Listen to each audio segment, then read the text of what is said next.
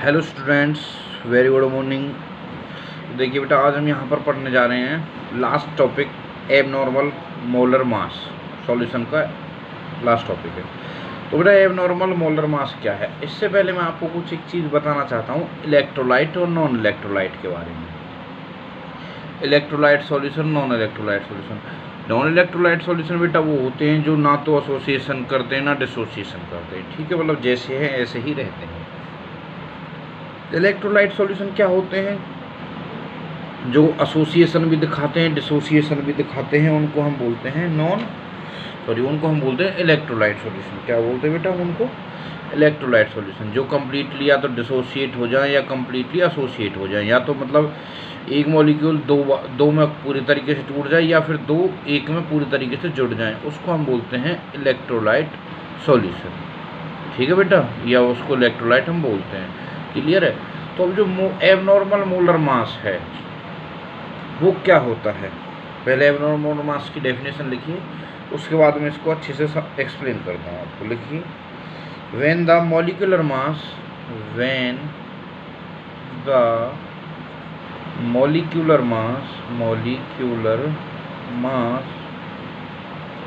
Of A substance determined by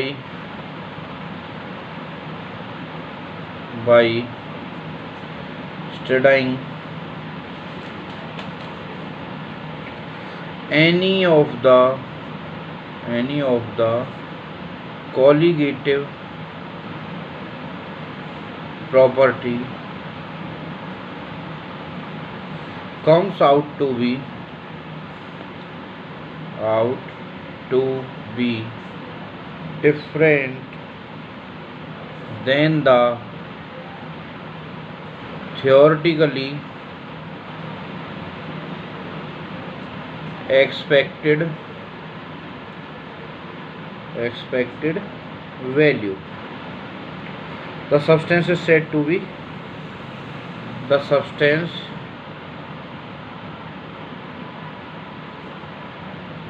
is said to show abnormal molar mass. Means क्या है बेटा? देखो, ये बोल रहा है कि हम किसी का मोलर मास, जैसे अब हमारे पास KCl है बेटा, हमने KCl को फॉर एग्जांपल मैं आपको बता देता हूँ, KCl है, हमने KCl को सॉल्यूशन में डिसॉल्व कर दिया। ये क्या हो जाएगा? कम्प्लीटली डिसोसिएट हो जाएगा K पॉजिटिव और Cl नेगेटिव में, K पॉजिटिव और Cl नेगेटिव में। देखो बेटा, हमने केवल 1 मोल डिसॉल्व किया है KCl का। क्या किया है? 1 मोल डिसॉल्व किया है KCl का, लेकिन अंदर जाकर सॉल्यूशन में वो क्या बन गया? 2 मोल बन गए हैं उसके, लेकिन हमें पता नहीं है कि उसके 2 मोल बने हैं। ठीक है बेटा, तो मतलब हम तो क्या करेंगे, हम तो थियोरेटिकली एक्सपेक्ट कर लेंगे भाई इसकी वैल्यू इतनी आ जाएगी, लेकिन जो इसका मोलर मास है वो इससे डबल आएगा, क्योंकि भाई अंदर इसके 2 मोल बन गए। कहाँ तो 1 मोल था, कहाँ इसके 2 मोल बन गए। ठीक है बेटा, ठीक है ना?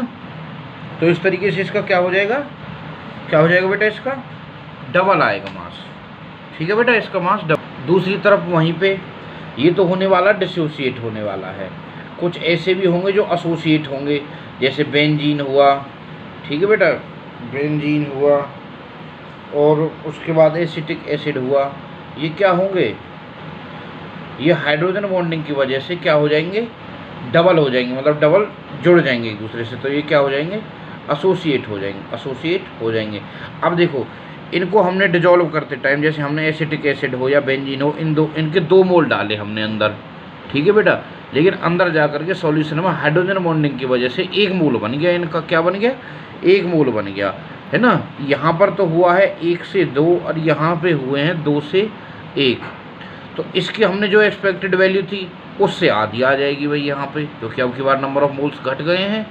ठीक है बेटा, इसको हम बोलते हैं एबनॉर्मल मोलर मास। ये ज़्यादातर कब दिखाई देता है? इसकी कुछ कंडीशंस हैं।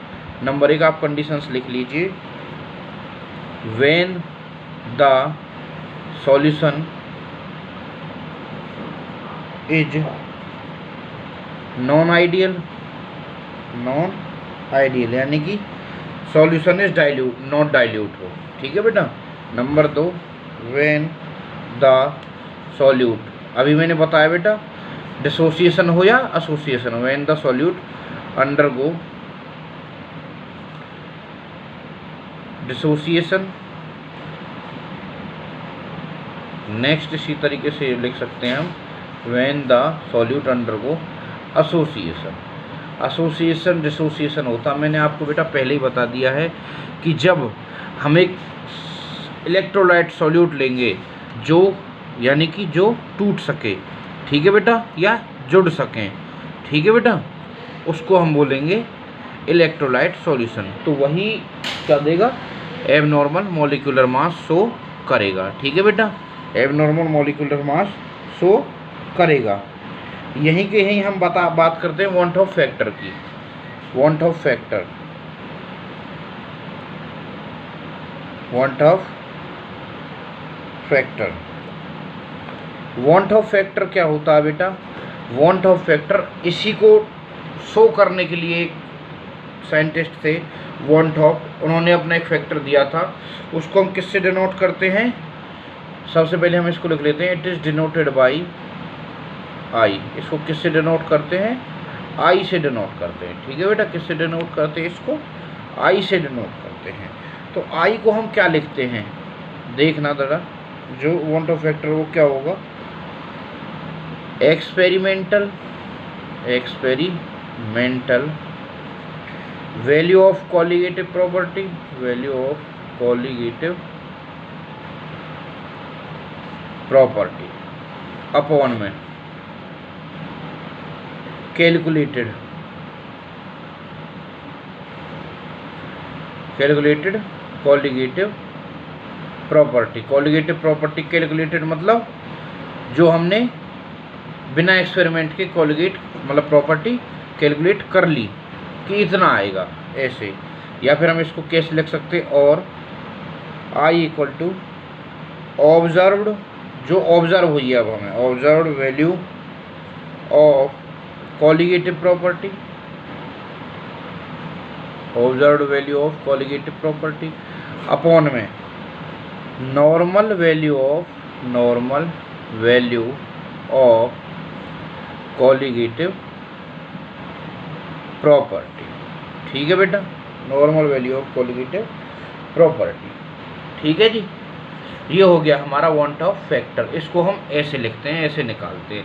हमें बेटा वांट ऑफ फैक्टर में आई की वैल्यू निकालनी होगी, तो हम कैसे निकालेंगे, एक तो जो ऑब्जर्व्ड वैल्यू हुई है, ऑब्जर्व्ड वैल्यू मतलब जब हमने देख लिया, जैसे अब KCl है, KCl में क्या हुआ है, KCl की हमें ऑब्जर्व अलग आएगी वैल्यू, हमने पहले तो एक के हिसाब से कैलकुलेट कर ली, वो तो आ जाएगी यहाँ पे नीचे नॉर्मल वैल्यू में।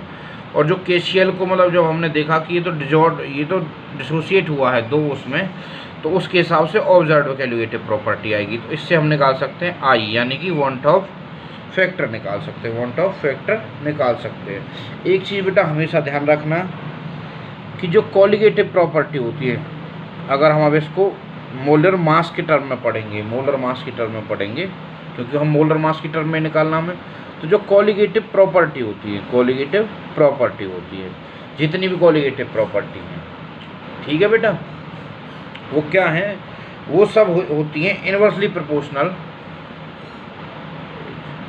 इन्वर्सली प्रोपोर्शनल, किसके इन्वर्सली प्रोपोर्शनल होती हैं बेटा, molar mass of solute. Colligative property is inversely proportional to the molar mass of solute. ठीक है बेटा, ये हमेशा क्या होती हैं, मोलर मास ऑफ सॉल्यूट होती हैं। ठीक है बेटा, अब हम इसको जस्ट विपरीत कर देंगे, इसके नॉर्मल, नॉर्मल के ब्रैकेट में आप लिख सकते हो calculated normal molecular mass upon में क्या लिख दोगे, ऑब्जर्व्ड मॉलिक्यूलर मास। ऑब्जर्व्ड को आप एब नॉर्मल भी लिख सकते हो, एब नॉर्मल, क्योंकि अब जो एब नॉर्मल आया है, ठीक है जी, जितना हमने सोचा था उससे अलग आया है, ठीक है। इसको हम अगर वैसे लिखना चाहे शॉर्ट फॉर्म में क्या लिख सकते हैं, एम सी अपॉन में एम ओ, ठीक है बेटा। भाई एम सी से मतलब मॉलिक्यूलर मास कैलकुलेटेड, और एम ओ से मतलब मॉलिक्यूलर मास क्या बेटा, ऑब्जर्व, ठीक है बेटा। ये हो गया आपका एबनॉर्मल मोलर मास और वांट ऑफ फैक्टर, ठीक है बेटा। क्लियर है ये चीज़, क्लियर है ना, ठीक है बेटा। अब नेक्स्ट एक वीडियो और डालूंगा मैं छोटी सी, उसमें मुझे क्या बताना है कि जो मॉडिफाइड एक्सप्रेशन आएंगे किनके, कॉलिगेटिव प्रॉपर्टीज के, और एक डिग्री ऑफ डिसोसिएशन और डिग्री ऑफ एसोसिएशन का एक मात्र छोटा सा फॉर्मूला बताना है। ज़्यादा से ज़्यादा 4 मिनट की वीडियो होगी, ठीक है बेटा। और बेटा प्लीज़ अगर वीडियो आपको अच्छी लगती है तो मेरे चैनल को सब्सक्राइब कीजिए और लाइक कीजिए, ठीक है बेटा।